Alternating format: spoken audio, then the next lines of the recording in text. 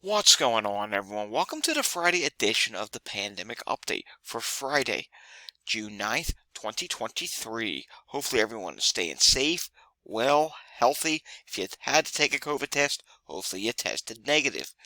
If you did unfortunately test positive, I hope you have a full and speedy recovery with no long COVID issues. Starting off today with India, like we always do, 169 new cases have been added in India. The active cases have dipped to 2,555, and just 2 new deaths have been reported in India.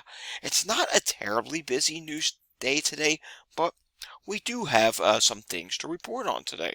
Like this, for example, this is from the LA Times. The coronavirus has made itself at home in animals. Why that ramps up the risk for people. So as you know, a lot of people like to go out into the wilderness, like to go camping and whatnot. That can, if animals are carrying coronavirus, that can be a way of spread. Here they're showing a picture of the white-tailed deer. That can be a source of spread. There's a lot of people that like to go hunting in the United States. So if the deer has a positive case while you're out there hunting and you come in contact with the deer, maybe you are a hunter, guess what?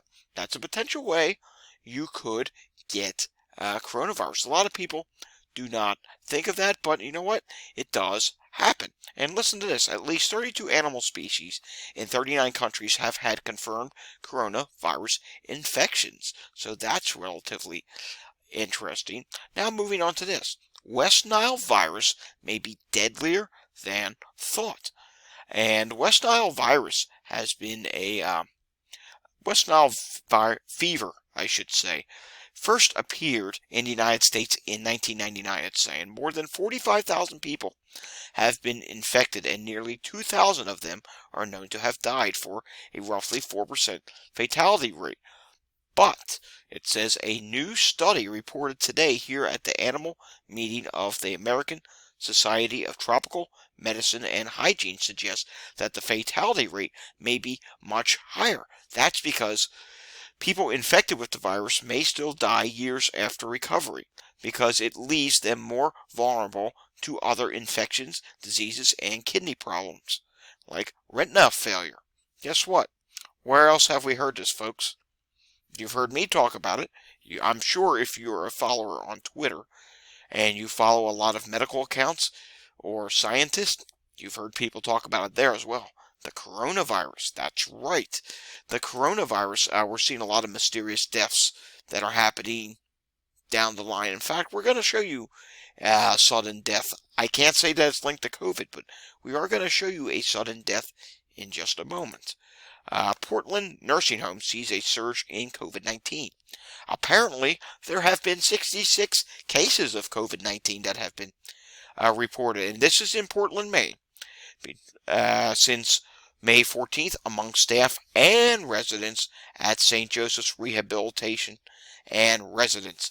And I think we reported on this one before, about a couple months ago. Remember a couple months ago, there was an outbreak in Portland, Maine? I'll have to go back and check on this. I'll have to go back to some earlier pandemic updates. In fact, wait a second, no. I run a website with an archive. I'm sure I've archived it in there. And I'll get back to you on that tomorrow. Moving on to our next story. Remember Ashish Jha? You know, the COVID Cesar? Well, guess what? He is stepping down and from his role on June 15th. And guess what? His role is not going to be replaced. They are going to end that role. So I guess he's going to go back to New England, where he is normally from.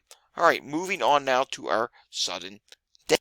Breaking Bad star Mike Badia, or one of the actors in Breaking Bad, has died at 52 years old. It was just a sudden death. It says actor and comedian Mike Badia, who Breaking Bad fans come to know as the manager as Gustavo's infamous laundromat, has died. TMZ has learned. Mike's family tells us Badia died June 1st in his sleep of a heart attack while home in Michigan. Diane says his death was very sudden, as he didn't have a history of heart issues. How mysterious. Where have we seen this before? This seems to be happening a lot. I honestly don't have an answer why it keeps happening. I have a suspicion. I can't really give you the suspicion.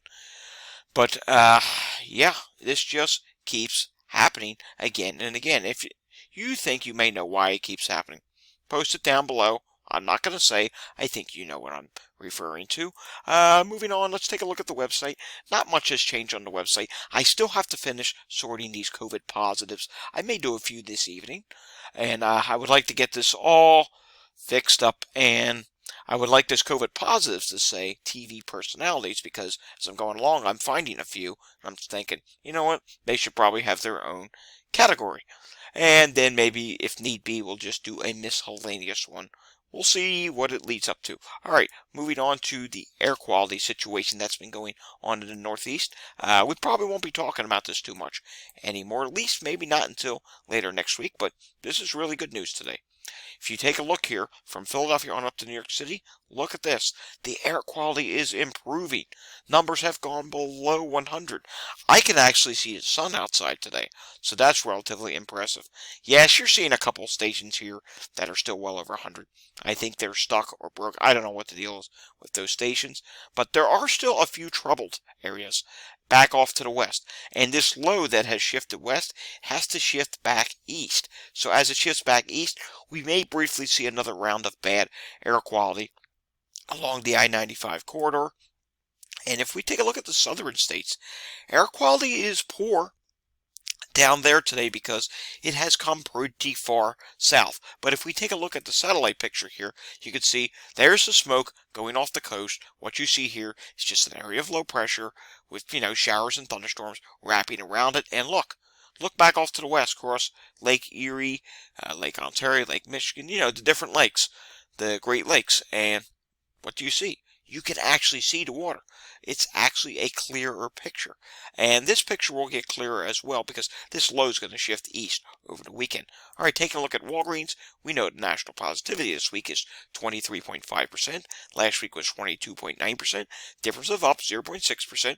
We'll get a new fresh update on this next week. I'm very interested to see what happens with testing. Testing's been continuing to drop. I think at some point nationally, they may just go with below 1,000 tests. Cases are actually falling right now across the country. And people are just not getting tested at all. We have nothing to report today on this day in pandemic history. As for wastewater in all four regions, it is relatively flat. The Great Lakes region is actually dropping. And you're going to see that on this weekend's wastewater update, which will come out on Sunday. Take a look at this here. I'm going to take you over to this map now. What are you seeing here? There is a lot of blue. But you're also seeing, seems to me like there's some sites that went disappearing out into the west. We'll go over all this over the weekend. Going to move myself to the left here. I do want to go over these numbers. New sites, 132. Blue, the first shade of blue, the darker blue color, 0 through 19%. 726 sites. Yeah, that number has gone way up. 20% to 39%, 391 sites. 40% to 59%, that is 104 sites. 60% to 79%, that is 22 sites. And just 7 now are at red, so that is down. And you're seeing a lot more of these dark blue sites. That's actually gone up by 3%. There was a 9% decrease in the low to near moderate. And you come down here to orange sites, that actually as well dropped by 15%. So that is some really good news. Taking a look here at the latest variant update, and you will see that on this, it's a really interesting thing to look at. We did our variant proportion update earlier today, but you take a look at XBB.1.5, it's at 39.9%. While yes, that's still in the lead, it's no longer over 50%. XBB.1.16 is at 18.2%. XBB.1.91 is at 12.5%. XBB.1.16.1 is at 8.4%, as is XBB.1.92. XBB.2.3 is at 6%. XBB is at 3%. XBB.1.51 is at 1.6%. FD.2 is at 0.9%. Then this new one that was added this week, XBB 1.5.10 is at 0.8%, CH1.1 is at 0.2%, and BQ 1.1 is at 0.1%. This is over 10 different variants. I mean, it's just literally is variant soup at this time. And who knows? Will there be another one added when they do their next update in 2 weeks? I don't know. But the one thing that is clear, and I mentioned this morning on the variant update video, XBB 116 is not going racing to clear the board. It's just not. There is just a whole variant soup. Eventually, something is going to take over. Eventually, XBB.1.5 is going to get outpaced. I assume that's going to be 116 that does that, but who knows? It's just really variant soup here. Moving on to the hospital admissions. As you know, ER visits, they are rising in the northeastern states, but relatively flat or dropping in the rest of the country. Taking a look at we'll do a couple more wastewater sites today, and today we will come out here to Kansas. What's going on out here? Slovenia, Kansas. Wastewater levels for COVID are dropping. No influenza detected. RSV not being detected. HMV very low levels. Norovirus low levels as well, and no monkeypox being detected. Let's swing on over to the Northeast. Let's take a look at, how about Vermont? We have not done Vermont in a while, and we can take a look here in Burlington. There's actually 2 sites in Burlington listed here. Wastewater for COVID is dropping. Influenza is relatively flat. RSV is flat. HMV is flat. And norovirus is dropping to relatively low levels with no monkeypox being detected at this time. Now let's swing to the south, shall we? We want to take a look. Hang on, let's refresh this.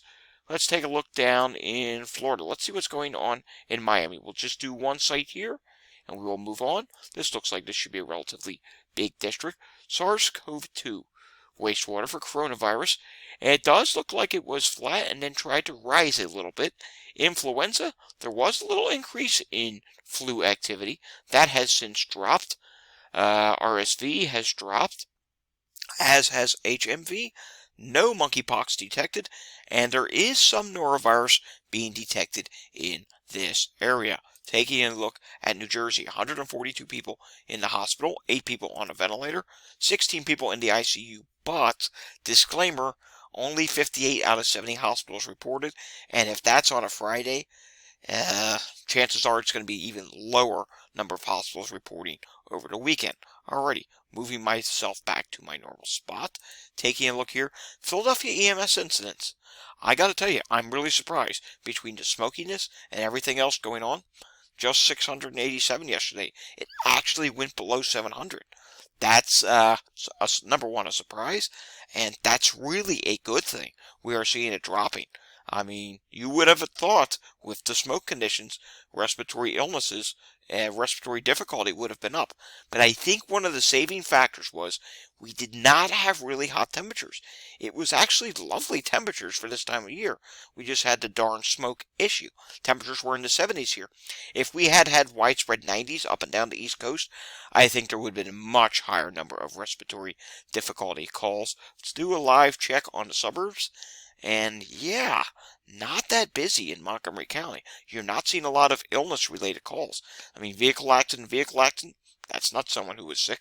You are seeing a couple strokes and other stuff. Let's check out Chester County. Again, not that busy. So, I mean, are we actually going back to normal pre-pandemic summertime levels of call volume? I don't know, but this is a really encouraging sign. I'm not trying to be a minimizer, but wow, this is impressive. All right, let's move on to New York State. And you know what? I got more good news for you. Not so much this, though. 338 people tested positive in the last 24 hours. You know, that does not include at-home tests or, you know, people not getting tested or reinfections. Because, look at this. This number is a little concerning. 4.3% positivity, that is higher. And 3.3% is the 7-day average. What is not higher? Look at New York City. New York City is not doing terrible. 206 people hospitalized, 18 people in the ICU. And when we go to take a look at all regions of New York, you will see here statewide level for New York State, and I will zoom this in pretty good. Well, not that much. And take a look here. it is starting to drop again. Look at this. You can see it's actually starting to drop on the statewide level. 514 people hospitalized, 55 people in the ICU. We'll get another update on this next week. Could it go below 500 next week? I'm not saying it will, but it is starting to drop here again. Alrighty, let's take a look at emissions real quickly as well. And look at this. Emissions are starting to drop again as well. That is impressive. These are some of the lowest levels we have seen since the vaccine first came out. That is impressive. Quickly, let's take a look at some international numbers, and we will end this update. Taking a look here, worldwide, cases are down 45%. Deaths are down 44%. And some of that could be flawed from some countries not updating. Maybe they only update once a week. Whatever the case may be. South Korea, cases down 47%. Deaths down 66%. Greece, cases are up 26%. Deaths are down 36%. France, cases down 12%. Deaths up 9%. Philippines are seeing a 27% decrease in cases, 1% increase in deaths. Thailand, 4% increase in cases, 62% increase in deaths. Guatemala, 27% increase in cases, 200% increase in deaths, 3 versus 1. India, cases are down 48%, deaths are down 33%. Costa Rica, cases down 55%, deaths are down 38%, and we will end on Israel, where cases are up 12%, and deaths are up 333%, 13 versus 3. Alrighty, that does it for today's pandemic update. Things to look out for this weekend. We'll have a pandemic update tomorrow. We'll have the wastewater update on Sunday morning, and not certain if there's going to be a Sunday pandemic update or not. Just depends on how much news there is. If there's a lot of news, I will most certainly spit out a pandemic update on Sunday. Over on my weather channel, there will be a weather update coming this evening, as there is some severe weather expected tomorrow in Texas that we will have to watch out for. Alrighty, if you like this video, give it a thumbs up. If you want to see more content like this, subscribe to my channel down below. And as always, I'll see you again next time. But until I see you again next time, stay safe, everyone. And thanks for watching. Have a great weekend.